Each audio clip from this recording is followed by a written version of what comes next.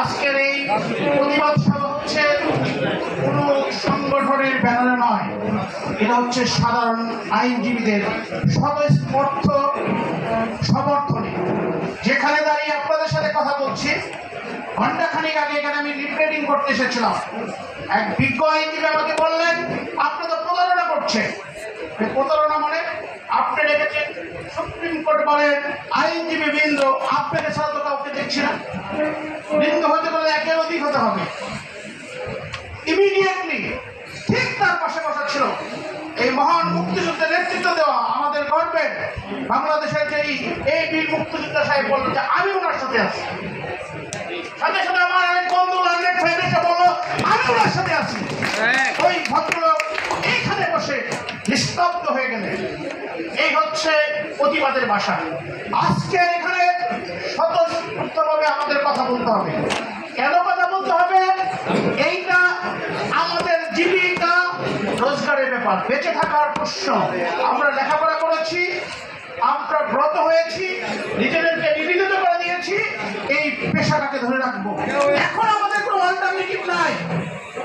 আমি দুঃখের সহিত বলতে চাই, এই প্রসঙ্গে বিভিন্ন লোকের প্রশ্নের উত্তর দিয়েছি।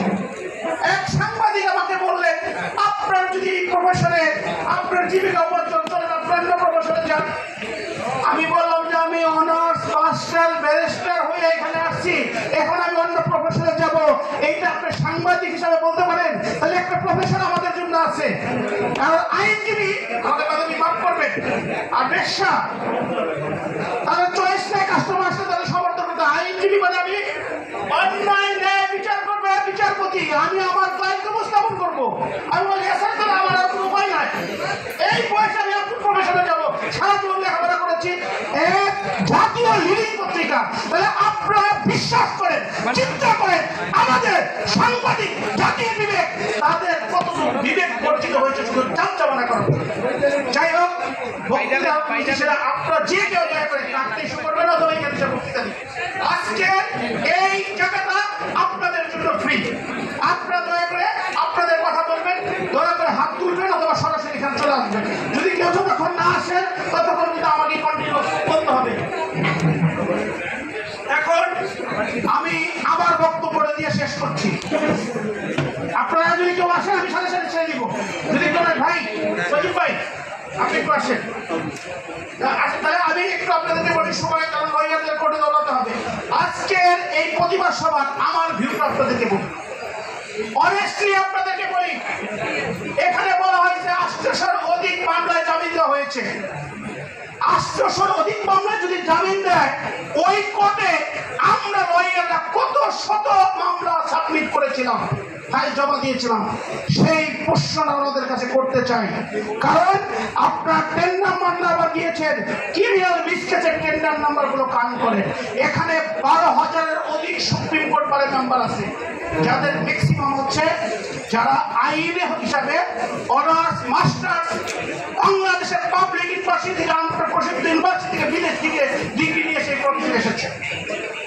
এখানে কতিপয় আইনজীবী আছেন যারা শুধু কোম্পানি বেঞ্চে মামলা করেন, এবং এই একটু শেষ করে দিব, এই যে ভ্যাকেশন গুলো হচ্ছে তারা এনজয় করার জন্য বাংলাদেশের বাইরে ইউরোপ আমেরিকা বিভিন্ন দেশে তারা যান। কিন্তু আমরা যারা সাধারণ আইনজীবী, আমরা যারা রুটি রোজগারের জন্য এই প্রফেশনকে ধরে রাখি, আমরা এই প্রিমিসেস ছাড়া যেতে পারি না, মামলা থাকুক আর না থাকুক। ওই একটা ভ্যাকেশন সবচেয়ে লংয়েস্ট ভ্যাকেশন সেপ্টেম্বরের 4 থেকে আরম্ভ হয়েছে অক্টোবরের 19 তারিখ পর্যন্ত। আমি ওই আইন উপদেষ্টা সাহেবকে প্রশ্ন করতে চাই, আর যারা আমাদের দায়িত্ব নিয়ে বসে আছেন তাদের কাছে বিনীতভাবে প্রশ্ন করতে চাই, এই 12,000 আইনজীবী এই 2.5 কোটি লোকের দেশে এই যে মিথ্যা মামলার পার হয়ে গেছে, আপনারা কয়টা ক্রিমিনাল বেঞ্চ দিচ্ছেন? আমরা ঘন্টার পর ঘন্টা দাঁড়িয়ে থেকে একজন আরেকজনকে ধাক্কা দিয়ে যেটা কোন সভ্যতার মধ্যে পড়ে না, শুধু একটা পিটিশন জমা দিব, এই কারণে আমরা ওখানে দাঁড়িয়ে থাকি, এই ভ্যাকেশনে এখানে দাঁড়িয়ে আমার বিজ্ঞ বন্ধুরা, আমি আমার কষ্টের কথা বলি। আমরা আমাদের ওয়াইফের সামনে কথা বলতে পারি না, বলে যে কি বিয়ে করেছি, চুকির মানুষ, সংসারে চলে না।